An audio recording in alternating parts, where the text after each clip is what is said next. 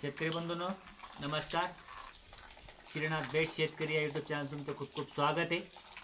मी नाथाजी खवल. सध्या माझ्या शेतामध्ये तुती लागवड चालू आहे. तुतीचं बियाणं बघू शकता तुम्ही. 3 डोळ्यावरती आपण कट केलेला आहे याला.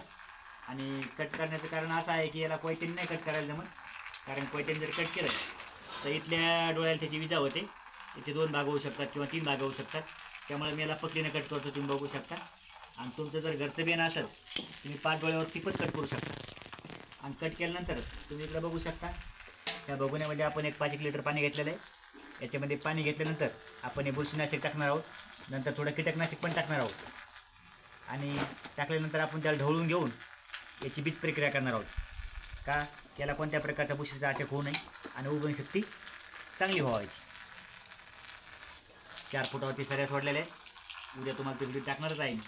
आणि सध्या पाऊस पण जोरदार चालू आहे, त्यामुळे उगवणशक्ती 1 नंबर होणार आहे.